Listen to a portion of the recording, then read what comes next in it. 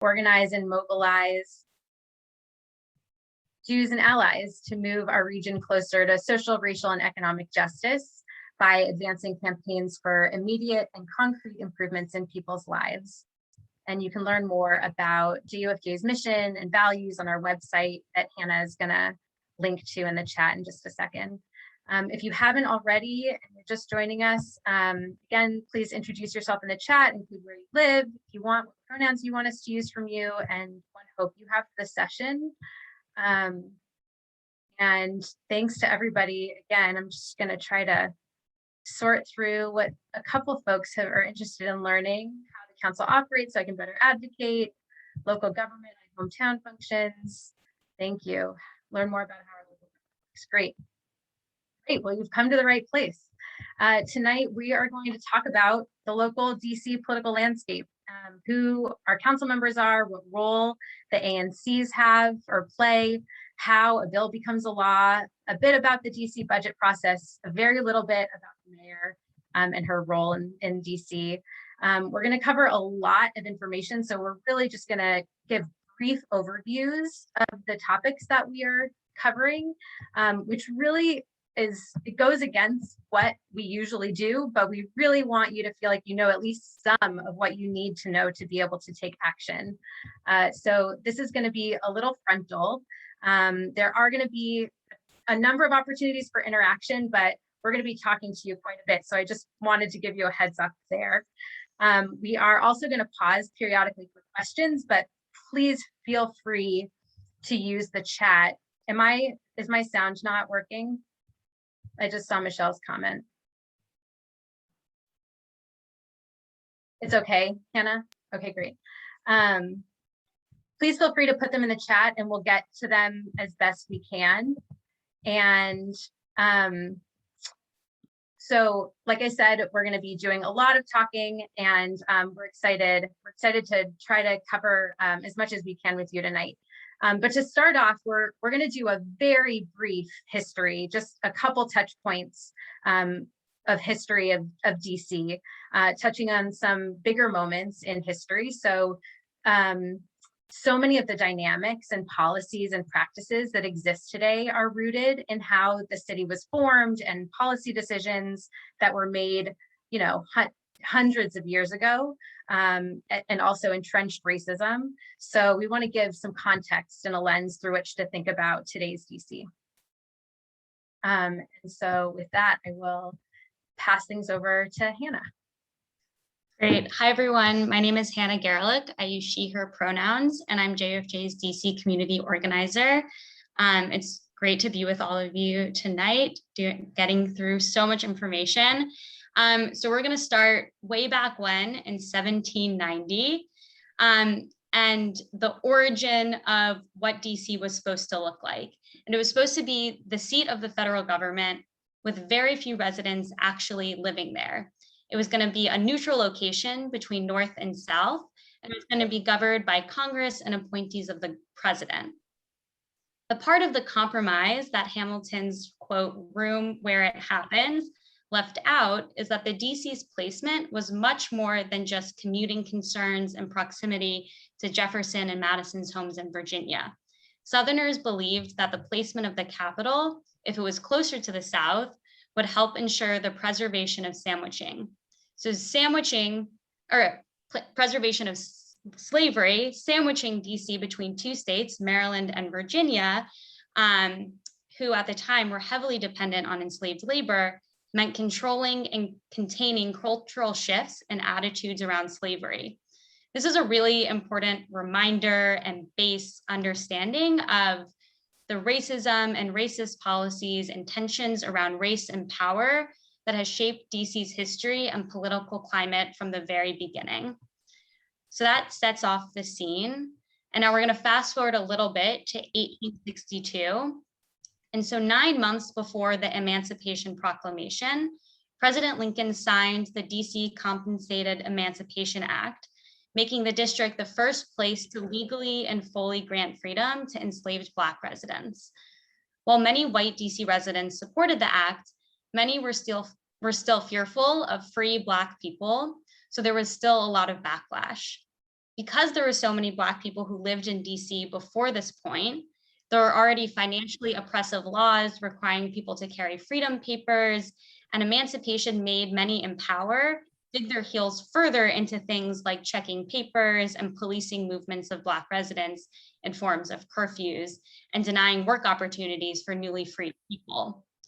As is true in many cities across the country, and especially in DC, we see these old policies reflected in our current society around the stop and frisk policies, over-policing of Black communities, the need for immigrants to carry immigration papers, and so much more. So you'll see on this picture there, it's a group of people of color celebrating the abolition of slavery in DC. And I'm going to turn it back to Sarah. Thanks. So again, fast forwarding just a little bit, about 10 years, in 1871, after the Civil War, DC still lacked basic sanitation and still had dirt roads. So in that year, in 1871, Congress passed what they called the Organic Act, which created a new territorial government to do all of the infrastructure work to get DC modernized. So the government at the time would be made up of a governor appointed by the president at the time, President Grant, a legislative assembly with appointed council members, and a House of Delegates that would be elected by the district's residents. So the people with most power would be appointed, and then there would be some people who would be elected to office by residents of DC. Black residents, who at the time were about a third of the population, overwhelmingly supported radical Republicans, which is like today's progressive wing of the Democratic Party. And that group gave a clear majority to the party in local elections, much to the distress of conservative white residents who didn't want Black residents to vote in, much less shape the outcome of elections. And white residents, by and large, reacted by them having this kind of influence by advocating for their own disenfranchisement, arguing that Congress and the president should again govern local matters in DC. To be clear, white residents were freaking out about all of this as far back as emancipation. And then the DC governor that the president had appointed authorized all these municipal projects, but in doing so ended up bankrupting the city. So just 3 years later, in 1874, Congress did end up revoking local governance, but it was white conservatives who blamed Black residents for the irresponsibility of the elected government, which, to the best of my understanding, had no connection to why Congress made that decision in the first place. But that is the racist story that has persisted over time. Then if we fast forward, again, 100 years later, in 1973, Congress passed the District of Columbia Home Rule Act, which finally established a DC council and a mayor that were fully elected by DC residents. The Home Rule Act is the result of a ton of advocacy and push by district residents for control of their own local affairs. And the district had issues with financial management under Mayor Marion Barry in the early 1990s, which prompted Congress to create the Financial Control Board in 1995. And that control board era, which lasted for about 6 years until 2001, is often cited by local government officials as, the cautionary tale about why we can't fund key social or economic support programs better. So, which is just like is very, very frustrating, and will come up if the more you're involved with us in JUFJ, will keep coming up. A lot of the city's current financial stability and prosperity for mostly white people, but middle and upper class people, is attributed to Mayor Anthony Williams, who took office in 1998 after chairing, actually, the Financial Control Board. He is also, however, largely responsible for setting the city on a path of the kind of rampant gentrification and displacement that we see today of poor and working class residents, the vast majority Black residents over the last 15 or so years. And regaining budget control in 2001 allowed the district to be nearly autonomous from federal congressional control, which was a huge win, and it's totally absurd that it took so long for it to happen. But now we can pass our own laws and budgets with, cross fingers, very little fuss from the federal government, but Congress still does technically review all laws and budgets and could choose to exert its authority at any time. And we'll talk a bit more about that later. Great. So if you want to learn more information, because this is obviously a very brief intro, the DC Council website has a very short history on the home rule, which Sarah, I think, is going to put the link in the chat. And if you're interested in a much, much deeper dive on DC's complex and vibrant and dynamic history, starting with like initially when folks started coming into this land and indigenous communities on this land, Chocolate City, A History of Race and Democracy in the Nation's Capital by Chris Myers-Ash and Derek Musgrove, is a book that we really, really recommend. I'm personally a little more than halfway through. It is a big book, but I definitely recommend. It's really detailed. It really paints such a powerful narrative and explanation of the city, and is a great place to learn more. And if folks could write in the chat now, something that you found useful to know or something you want to learn more about. We'd love to see what's sticking with folks and what people are picking up here.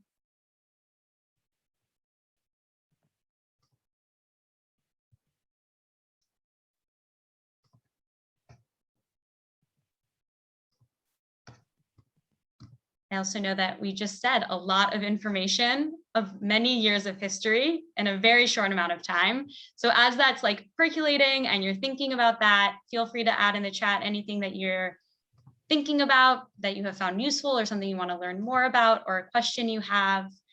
And we can move into our next section, looking at maps for any map nerds. Oh, we're getting some information here. We're getting some folks. The 400-year-old problem. This can take longer to work and resolve it. There's no quick fixes. That's totally true. Interested in this idea of financial sovereignty, and apparently only okay for when white people are in charge. That is absolutely part of the story and experience of DC. Wanting to learn more about the policies enacted by Mayor Williams that led to the gentrification, also the politics behind those policies. Great. History of taxation without representation. If you have a DC's license plate, that's on there.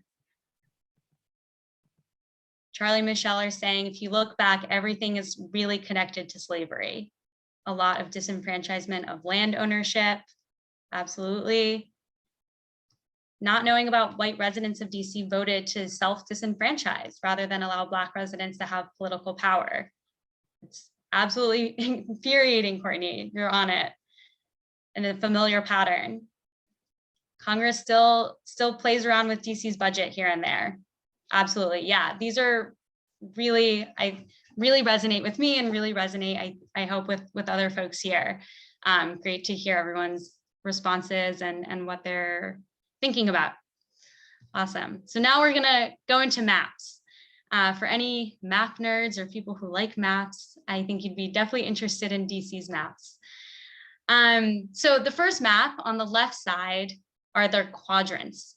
So we kind of let the answers go a little bit here by looking at these maps. But can anyone unmute and let us know what you already know about DC's quadrants? Any facts you know? Feel free to unmute. Well, just to the first part of the district and where the capital is, and east of that is really the oldest part of the city. And that statue of Liberty is actually facing east, because that was considered, that was the major part, and the port was down close there to the water. And so that's just kind of interesting. Also, there's a story about that. Even that statue, I think the first time that the guy made it, they wanted to name it Freedom. But Jefferson Davis was in charge of the construction, and he was, of course, very much a slave person, and he wouldn't allow it because that would then raise the issue of the slavery, and that's how come it's now called, it was called Liberty. Great. Thanks for sharing that. That is a great piece I of go to history. New York Avenue Presbyterian Church, and Lincoln went there. So, and we've got a draft of Lincoln's own handwriting of the first writing of the freedom of the slaves in the district. And there was a dollar sign given, but it wasn't filled in. I think it was $500 a person they actually paid to free the slaves in the district. Thanks for sharing that. Any other notes on quadrants from other folks? All right, we'll get into the quadrants just to fill in a little bit. DC is split into quadrants with the capital at the center. That north and south are the vertical y-axis and an imaginary line right through the middle of the mall. And East Capitol to the east is that horizontal x-axis. And the other odd thing about these quadrants is that it means that a lot of names of streets are duplicated in many of the different quadrants. Many of us may live in Northwest and assume that other folks may live in Northwest. And so putting your quadrant, Northwest or Southwest, Northeast, Southeast after your street name is really important. So folks know where to go, where your mail's supposed to go, where your food or packages are supposed to be delivered, and also helps folks understand where you are in the city. Thanks, Hannah. That brings us to the wards map in the middle. Would love for somebody to unmute and kick off the conversation about wards. What do you know about DC's wards?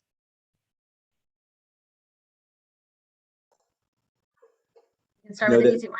Oh, thanks, Benjamin. Go ahead. These lines are going to be redrawn shortly.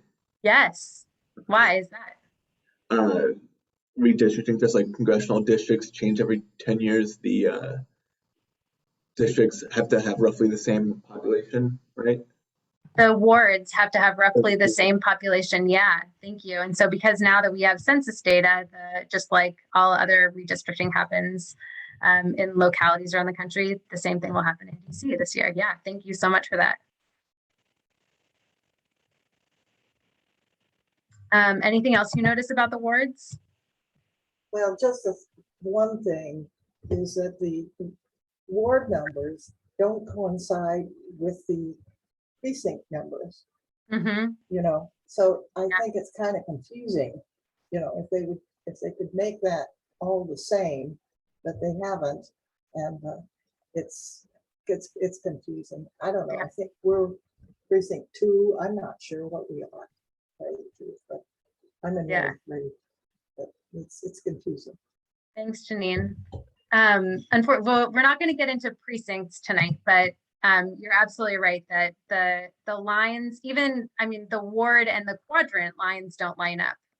Different wards can be in, you know, Southeast and Northeast, for example. Ward 7 is in both Southeast and Northeast.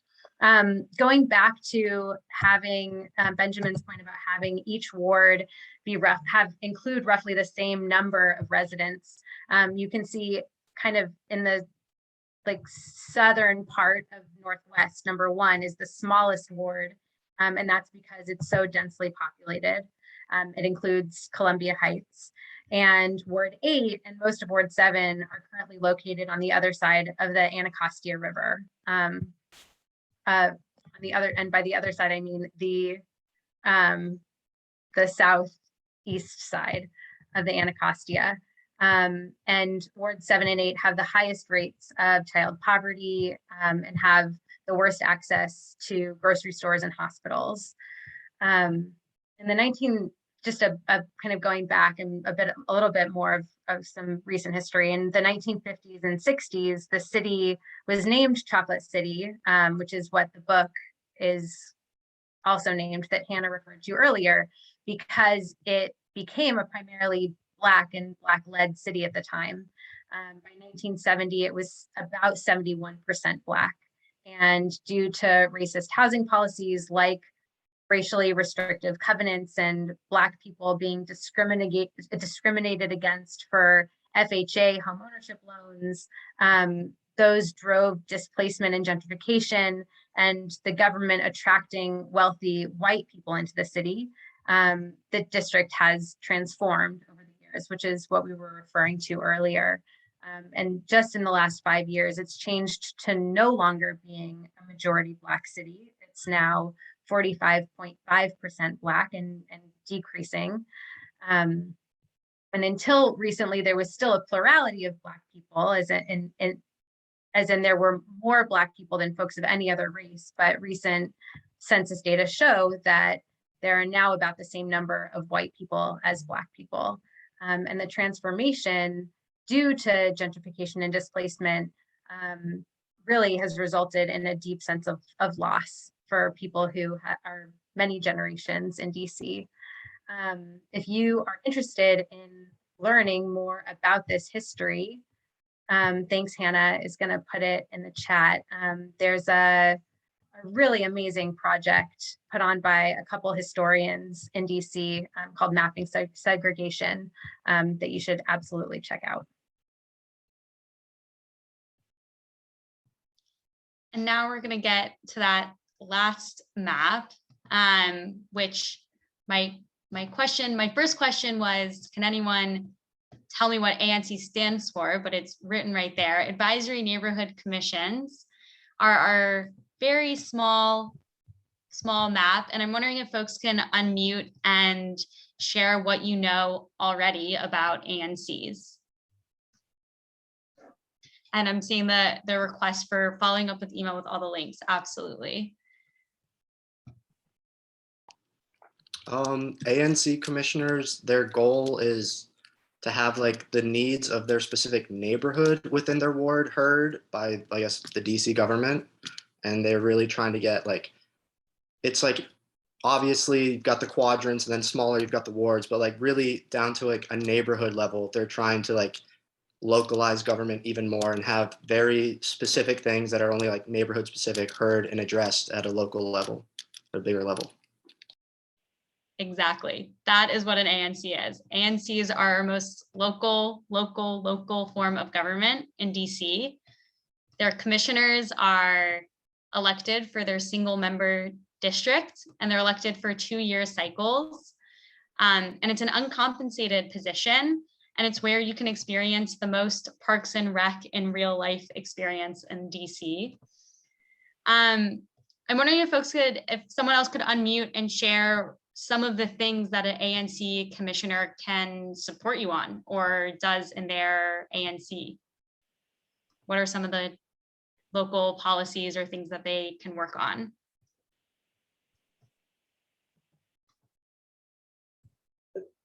Our ANC commissioner is, I don't know, CC3F, I don't know exact number, but is very much interested in looking at housing for lower income people and is supporting that.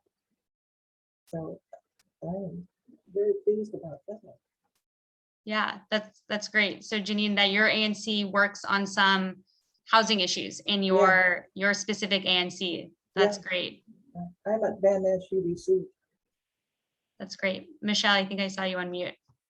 Yeah, liquor licenses and noise complaints, But also, I think it's really important to point out that they are only advisory, that they don't have the force, they can't vote something and have it become law or something like that. Right. Yeah, absolutely. ANCs can work on things like liquor license and retail in your neighborhood. They can also have big impacts on things like zoning and approving housing and development projects, and things like local traffic flow, stop signs, bus routes, bike lanes, parking, and your local parks. And they also can help support you in navigating governments for constituent services. So renovation permits, passing resolutions that are important to the ANC or ward or district concerns. But you're right, they support. I see, I think, a hand raised by Anne.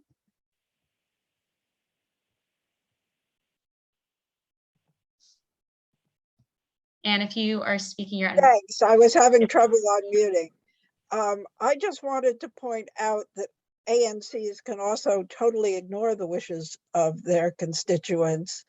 Where I live with 3E and 3F, the ANC, some of the ANC commissioners have, particularly 3E, have no interest in what their constituents have to say.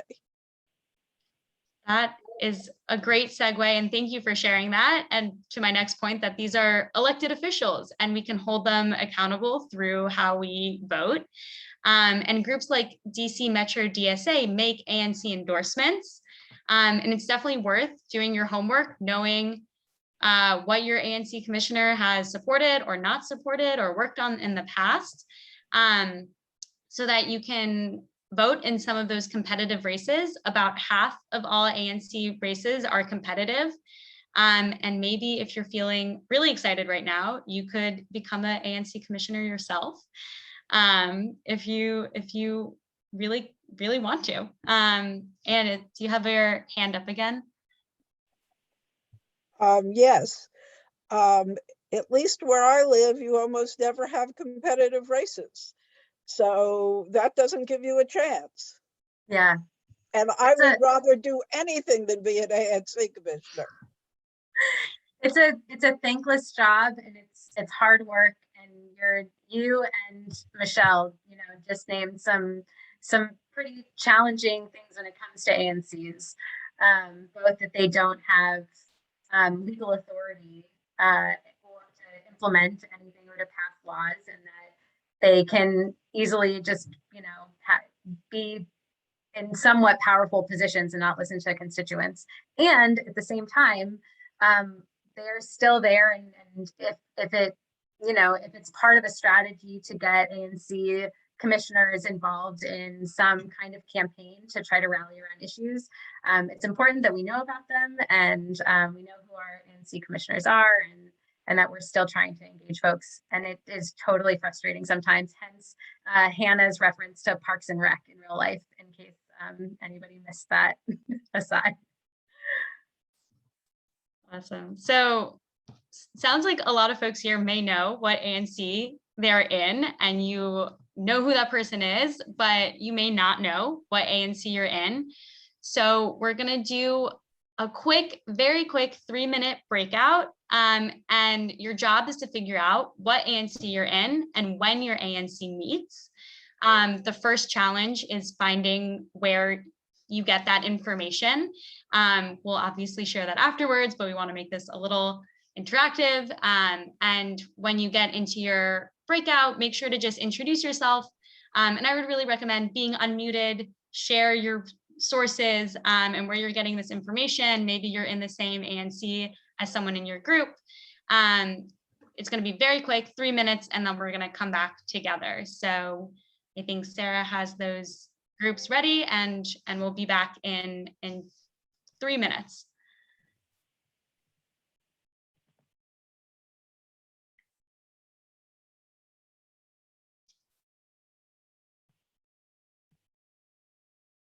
Put in the chat, the recording has started again, and if folks can put in the chat what ANC you're in and who your ANC commissioner is. And if you didn't find that information, we'll share in a minute the link to get that information, but it'd be great to see where folks are.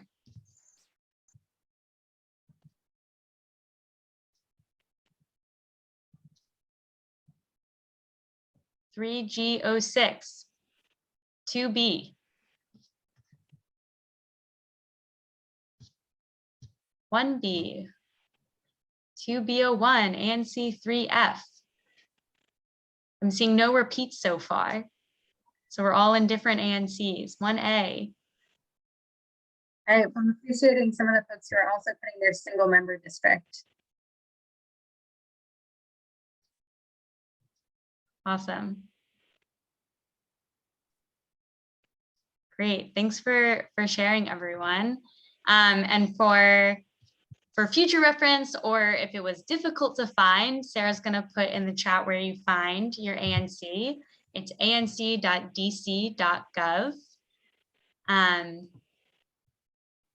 And again, it's really great. And I wanted to go back to something that right before we went into breakouts that Janine shared in the chat, that about ANCs as a stepping stone to council and beyond, that there's very few elected positions in the district. So ANCs really matter, and they are many times a stepping stone for folks to council, from council to mayor, or to wherever other very few elected positions. So it's really important to pay attention to who's in the ANC, and where, holding them accountable from that point through. And I'm going to turn it back over to Sarah. Thanks, Hannah. We're gonna shift gears a bit and move on to talking about DC's legislative branch, or the DC Council, which has three. Oh, before we go on, Kathleen has a question. Does the ANC always match with the ward? Yes, it does. Your ANC starts in your ward, and then it gets more focused within your ward, and then your single member district gets even more focused within that ANC. Thanks for the question. So, great. So going back to the legislative branch, the three main focuses that the DC Council has are over legislation, oversight over the executive branch, and budget, the DC budget. So starting with legislation, Council passes bills on everything from tax rates to commemorative street names. One very unique feature of the DC Council is that they're a unicameral body, which means that there's only one group of them. There's no House and Senate split. So one kind of way that a system of checks and balances has been implemented because of that is that the council is required to vote on every bill 2 times in order for it to pass. So the same body of people vote on it once, and then at the next legislative meeting or at the legislative meeting after that, they vote on it again. And the idea there is that changes to the bill and amendments can be introduced between votes as long as the bill itself doesn't substantially change in nature, similar to the way a conference committee of different legislative bodies functions. Again, trying to implement a system of checks and balances. The next focus on executive branch oversight. So in addition to passing bills, the council is tasked with performing oversight of the executive branch and ensuring that DC's agencies are executing their missions with fidelity, transparency, financial efficacy, and increasingly more and more council members are being more diligent about oversight. We still see some council members who don't take that role as seriously, but it is nice to see that council members more and more are asking hard questions during the oversight process, and we advocate and push council members also to do that work because it's really important. It's one of the only ways to hold the executive accountable.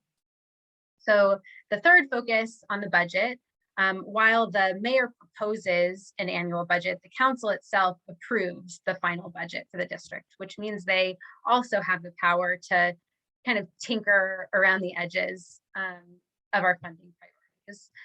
We're going to get to specific council members in a moment, but first we're going to talk about how a bill becomes a law. So this may be familiar to a lot of folks on how a bill becomes a law, but anyone can introduce legislation, and we have this great cycle wheel that gives us the cycle of a bill here. So anyone can introduce legislation, and the chair then can intro a bill for the mayor or attorney general, and it needs to be passed within that legislative period.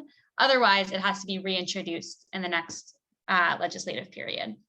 So the council chair then assigns it to the most relevant committee, and the committee chair is responsible for setting a hearing date.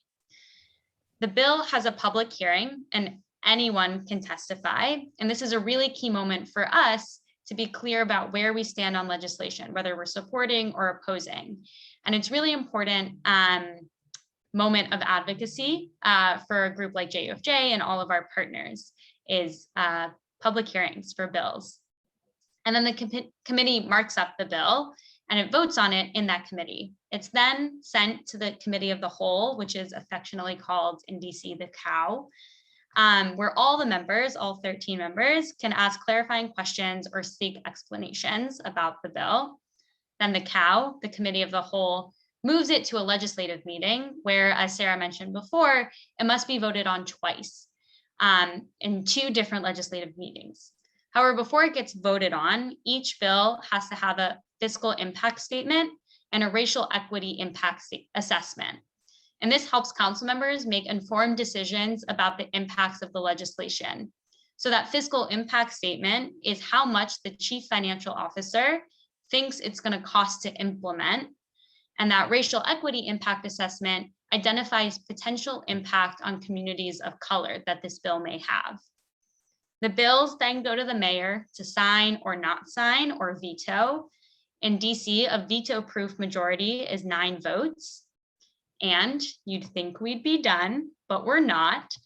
As long as the mayor doesn't veto, the bill then gets sent to Congress. And as long as Congress doesn't veto, or very technically, adopt a joint resolution of disapproval, which would then need to be approved by the president, and then the president doesn't veto, the bill becomes a law. So there's a few extra hoops in there. And wondering if there's any questions, as we'll pause here for any questions. I'm seeing first a question, any council member or any resident of the district? Council member. Can you clarify the saying- question, Janine?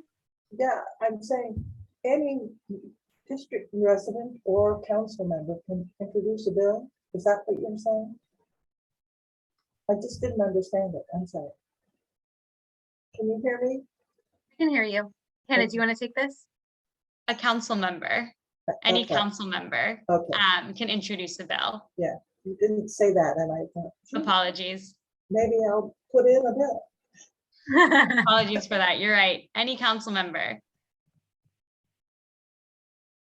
We have a question. How many council votes to override a mayor's veto? A veto proof majority is 9 votes in DC council. So, right. Alex's question is, does Congress need to give a thumbs up or do they only need to disapprove?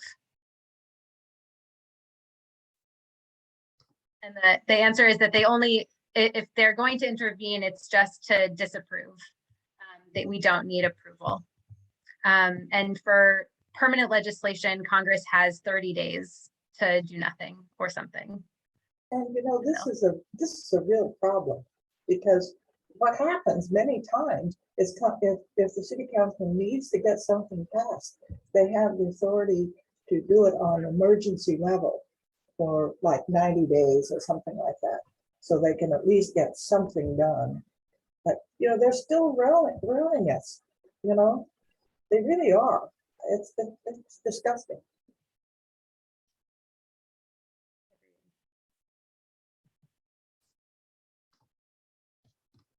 Any other questions before we move on to council members?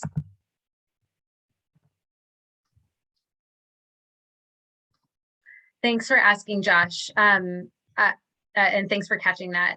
The legislative session is 2 years long. This last legislative session started at the beginning of the year, so we're almost through half of one.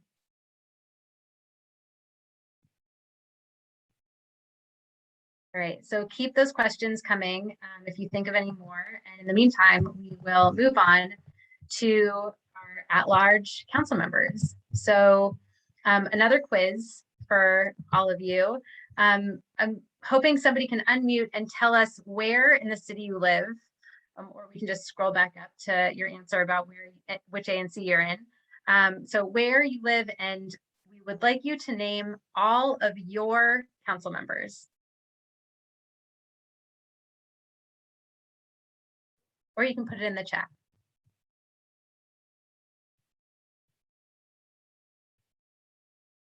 Where do you live? And who are your council members?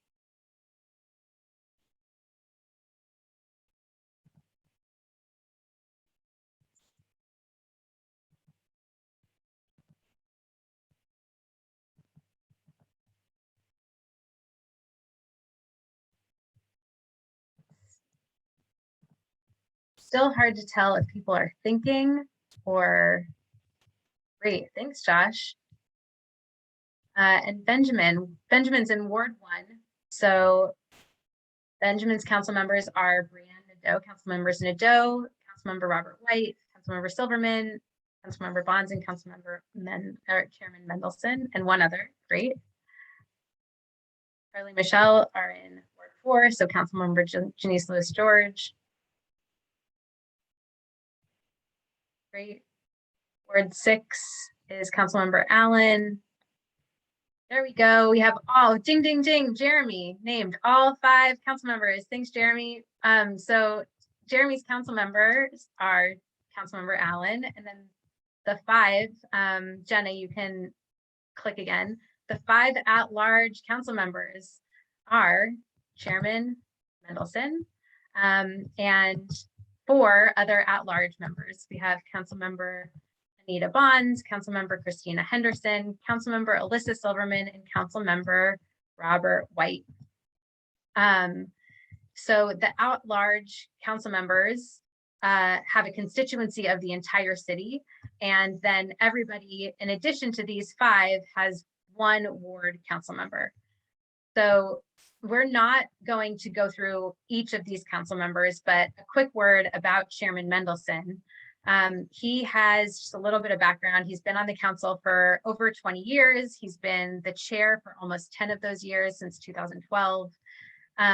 The chair is a position that is elected directly by the people, not elected by fellow council members. So we'll get to that in a second. And he really does hold the most power in the council because he sets the agenda, he assigns committee roles, he assigns where bills go, which committee bills move to. He does the most vote whipping. And just to note on this slide, we highlighted the council members in yellow who are up for re-election in 2022. So Chairman Mendelson, Councilmember Bonds, and Councilmember Silverman are all up for re-election. And then just another word about Councilmember White, which Janine put in the chat. You might have seen that he announced his candidacy for mayor last week. He is not up for re-election next year, so his seat on the council is safe regardless of what happens. And just a little bit of just a word about how home rule plays out in elections. The home rule charter requires that 2 of the 4 at-large seats have to be reserved for members of a non-majority party. So in DC, because the majority party is Democrats, that could mean electing a Republican or a member of the Green Party, or it could mean electing independents. And you can see on this that there are 2 independents filling those spots, council members Henderson and Silverman. Congress's goal with this clause was to guarantee more conservative voices on the council. And there have been Republicans in the past, but currently both seats are taken by independents who really are more to the left than the DC Democratic establishment. And as we said, we're going into an election year. And you should know that because the majority of DC voters are Democrats and 11 out of 13 seats on the council are held by Democrats, that means that the primary election, the election in June, is by far the major election in DC. It's the one that most people pay attention to. And then the 2 non-Democratic seats are elected during the general election. That wouldn't necessarily happen if they were part of a party, but because they're independents now, it happens during the general election. So yes, Janine, I see you're asking if she's up for re-election. We will move on to our first 4 ward council members, and we will see that she too is. Oh, just kidding. Before we get there, Hannah, it's all you. Sorry. So before we really dive into these ward council members, and again, we're just touching the very brief, headline news about them. We want to let you know about a tool put out by the JUFJ Campaign Fund, which is JUFJ's sister organization that endorses candidates in local elections and does council accountability work. The campaign fund creates a council scorecard every 2 years to keep track of the extent to which council members are acting on progressive values and orientations to creating policy. So Sarah's going to drop in the chat that link. It's dccouncil.net, which is very close and not to be confused with DC Council's official website, which is dccouncil.us. And if you are a multitasker, if you want to look through this as we're touching on these council members, I really recommend it. Helps give an orientation to them as candidates and where they stand on some of these progressive issues that we work on at JUFJ. So diving into our ward council members, starting on this screen with the wards 1 through 4. We have Councilmember Brianne Nadeau in Ward 1, Councilmember Brooke Pinto in Ward 2, Councilmember Mary Che in Ward 3, and Councilmember Janice Lewis-George in Ward 4. And as you'll see and note, the yellow around Councilmember Nadeau and Councilmember Che means that they are up for re-election. And you'll also probably notice here that Councilmember Pinto and Lewis-George, as well as Councilmember Henderson on the previous side, are not chairs of committees. And this is because they're new to council, and you need to be on council for a full 2-year legislative cycle to then be given a chair position. With the addition of Councilmember Lewis-George in Ward 4 and Councilmember Henderson, the at-large council member, the council is seen as more progressive now than it was a year ago, which I think we saw very clear in this most recent budget cycle and how council members voted. So moving to our next slide of wards 5 through 8, we have Councilmember Kenyon McDuffie in Ward 5, Councilmember Allen in Ward 6, Councilmember Gray in Ward 7, and Councilmember Trayon White in Ward 8. And so you'll note Councilmember McDuffie's border is gray. It's because he's announced that he's not running for re-election, but he hasn't yet announced if he's going to run for a different office. And you also may have heard that Councilmember Trayon White of Ward 8 has also said that he is running for mayor in the past week on the same day as Councilmember Robert White. And this question, just to say it out loud, is that Chairman Mendelson appoints chair positions, which is correct, that Chairman Mendelson appoints all the committee chairs. Are there any questions here? And again, feel free to unmute or put them in the chat.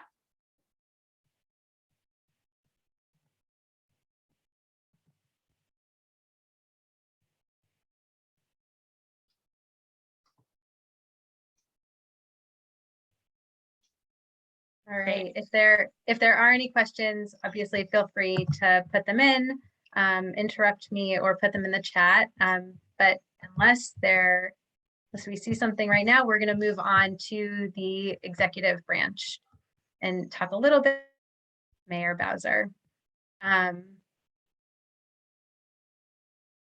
Josh, I'm going to follow up with you about the scorecard question in a bit. Actually, Hannah, do you want to just write in the chat? I don't know which votes were scored. Okay, so on the executive side, Mayor Bowser, DC's mayor is Muriel Bowser. She has been in office since 2014. The DC mayor functions largely as a governor because the office runs agencies and services, but again, a mayor because we're a city, technically. Our mayor and the people she selects also set the agenda and standards for our education system, as opposed to an elected school board having that authority. And you'll hear people refer to that as mayoral control of education. And one of the most important things Mayor Bowser does, which we've referred to or alluded to earlier, is that the mayor, Mayor Bowser, proposes and then administers our annual budget. So her proposed annual budget is probably the best way to understand what her priorities are from year to year, based on what she allocates money to. The mayor occasionally introduces or gets involved in legislative matters, but for the most part, she kind of stays out of that lane. She can veto a bill, however. She has vetoed just a handful of bills since taking office. Those have included, if you have been around for a little while, she vetoed decriminalizing metro fare evasion, which was then overturned by the council, and a couple other things, which we're happy to share if you're interested in that stuff. But again, she really does stay away from the legislative stuff for the most part. The power dynamics between the council and the mayor are that they all work in the same building. They all work in the Wilson building, which is right down the road from the White House. But generally, there's very little collaboration between the two branches. And we've seen over the years, pretty adversarial relationships come out between the mayor and some of the members of the council. On this slide, you see a bunch of hashtags. Since the pandemic, she's been using hashtag DC Hope and hashtag DC is open more. So if you're interested in following her tweets, you can look those up. Pre-pandemic, her taglines were generally fair shot and pathways to the middle class. And we have colored them all green for your viewing pleasure because she refers to her team, her people, as the green team. We're gonna now move a little bit, or first just that noting about how you know about which votes are scored. On that scorecard, those bubbles of numbers, when you click on them, give information about the content of the bill that was scored by the JUFJ Campaign Fund. So now just moving into DC budget. Again, this is going to be a brief overview on something that we work really deeply on and has so much content. But first and foremost, we want to make it very, very clear that JUFJ believes that the budget is a moral document and is a reflection of a city's values. When the DC budget makes it possible for extremely wealthy people to get hundreds of millions of dollars in tax cuts, as it did a few years ago, but our elected officials say they can't find any funds to make sure everyone has access to safe and stable housing, that says something very loud and clear about where our priorities are as a city. So the good news is, and what JUFJ does a lot of, is that we can all advocate for a more and just equitable budget. In addition to advocating for laws, you can also advocate and agitate around government spending. So as you can see in this timeline, the mayor and her agencies are currently working on creating their annual agency budget proposals right now. And then through the winter, December through February, the mayor finalizes the annual budget proposal. In pre-pandemic times, one of the best ways that we had to make sure Mayor Bowser saw our priorities was by attending her annual budget engagement forums. This was a moment of bird dogging, showing up and asking very pointed questions about our priority issues. Why can't there be money for affordable housing? Things like that. In pandemic times, it's been a lot more difficult, but with everything being virtual, we've still been able to show up and ask those questions in the chat or unmuting and asking staffers, but maybe she'll bring them back this year. We'll see. We'll be sure to keep you updated and in the loop. And then once the mayor's budget proposal is released, you can advocate to the DC Council to approve spending priorities, cut certain spending, or make changes. During March and April, the council holds budget hearings on every single agency's budget proposal, and those hearings are public, so anyone can testify. I know that we have a couple testifiers in the room, so if folks could put either a wave or an emoji in the chat or say, I've testified, it'd be great to see the folks who've done that here before. Yeah, we have some testifiers. Awesome. Cool. So then in May and June, the council marks up and amends and votes on the budget. Generally, there's something that we're really pushing for that doesn't have the full council support. And so we'll do some of that last minute calling, emailing, tweeting, and whipping of votes to get folks, to get council members on board. And just like any other bill in the district, the budget is subject to congressional review and then gets implemented starting in October. And the fiscal year runs October 1 to September 30th. And so this past budget cycle for fiscal year 2022, JUFJ and our partners and Under 3 DC and Just Recovery DC coalitions helped to transform DC's budget by successfully pushing for a game-changing tax increase on the city's highest paid residents. Thanks to the tireless work of everyone involved in this campaign, especially a lot of folks here who probably did many calls and emails and tweets and testified and much more. And all the work of our partners and to a more progressive DC council than we had last year. This tax increase is going to provide nearly $170 million per year and to fund housing for 2,400 families experiencing homelessness, much needed higher wage for early childhood educators, and a basic income for some of DC's poorest residents. And this is a major moment and a very big deal for DC. And we're really excited to build off this win with our coalition partners and continue pushing for a fairer and more just budget for fiscal year 2023. So again, just going to pause here for any questions that folks have.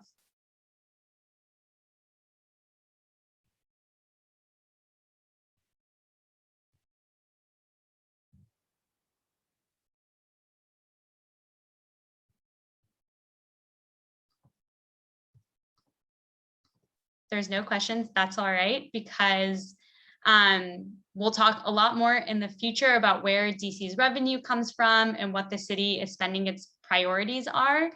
And it's something that we'll talk a lot more about in a full budget training later on in the winter, because this really scratches the surface of DC budget. Thanks, Hannah. Starting to wrap things up. So there are a number of ways to get engaged and to stay engaged, and I absolutely recommend DC's local news sources to get engaged with what's happening on the local level in DC. Absolutely, one of the most important steps is to know what's happening in the city, and many of you named that's what you wanted to get out of tonight. There is some really great local reporting happening, and we encourage you to pay attention to DC's political news. A lot of these outlets that we've listed here, and again, thanks for asking the question, whoever asked earlier. I apologize for forgetting who asked, but we will include all these links in a follow-up email. Many of these offer daily emails, so the news just kind of pops up in your inbox every day. It's great. Choose one or two of these to subscribe to, and maybe the Washington City Paper and another one, because Washington City Paper gives you their own reporting and also links to other publications. So love reading District Line Daily, which is the city paper's daily digest. And also you can follow a council member or two, or if you're really ambitious, all 13 of them on Twitter. You can subscribe to newsletters if you really want to get in the weeds of policies that they're caring about, and also just getting updates on things that they think are important for constituents to know about. You can also follow JUFJ on Twitter. We are at JUFJ. And our next slide, Hannah will. Yes. The ways that you can show up and advocate and get more engaged and involved in JUFJ. One of the really great ways is that JUFJ has working groups, and we're getting up and running again after taking a little bit of a summer break and taking some time over the Jewish holidays to rest and celebrate. And now we're back, and it's the perfect time to come to your first meeting. Some of our working groups are meeting for the first time ever. So our Under 3 DC is working on securing quality, affordable childcare for all DC families and higher wages for early childhood educators, working with the Under 3 DC Coalition. Our housing security working group is working on issues like preventing evictions and strengthening and expanding DC's rent control program, working with Fair Budget and Reclaim Rent Control. And our economic justice working group is going to work on securing more support for workers who have been excluded from federal COVID support. And the next phase of our next tax campaign, working with the next phase of Just Recovery and with Fair Budget, and partners at Excluded Workers and many other organizations around the city. And we didn't give that much information on the council members. We just talked about their wards and at-large council members. But in our working groups, we really get into our council members' positions on current issues or legislation. So you'll get a lot of that information and a lot of the strategy and advocacy planning on why we're calling certain council members and who needs to hear from us more. All of that comes up in our working group meetings. So it's really a great way to learn more and connect with other folks interested and excited about working on these issues and making DC a more equitable place.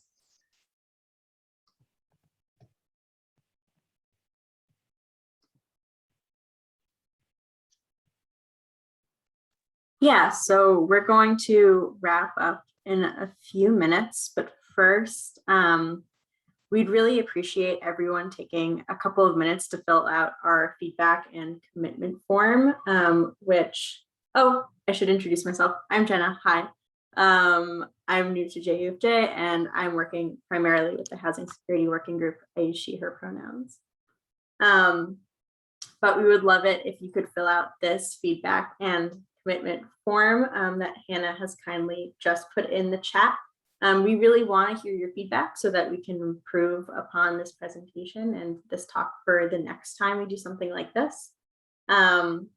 And I really want to point you towards a particular question on this form, which is going to ask you to come to a future JUFJ event. They are some working group meetings, the working groups that Hannah just highlighted for us, and also our annual Gala the Heschel Vision Awards. So we would love you to come to any and all of those things. So we're going to pause here for a couple of minutes so people can fill it out and then come back together for any last questions or comments and our closing.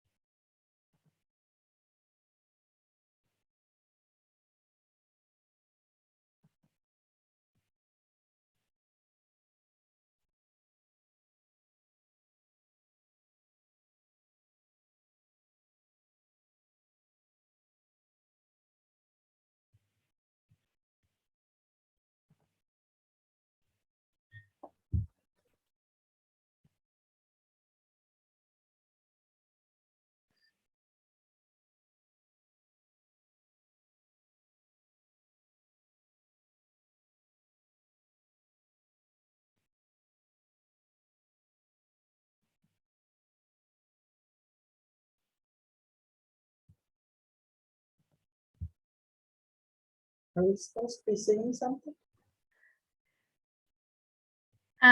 If you see in the chat, the link to the commitment form and feedback, No.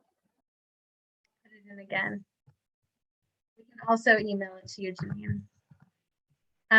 But before more folks leave, we just want to first thank you again for spending the last hour and some minutes with us. Really appreciate you taking the time to do that. And we're really excited to continue working with you and talking with you about what's happening in DC and how to advocate for the important issues that we're all trying to push forward. I would love, before you leave, for you to put a word or a phrase or a sentence in the chat about either something you're feeling after this session or something you learned or will do or will think more about. And also just the thank yous are very nice. So thanks for writing those too. But we'd love to see what you're thinking about or feeling now. Thanks, Courtney. So glad to hear you're feeling inspired. Hopefully we'll see you at an upcoming working group. Thanks, Alex. Thanks, Walter. So glad. Love that. Hope you all have a good night. We're going to close out. Okay. All right. Thanks, Everyone. Bye, y'all. Bye.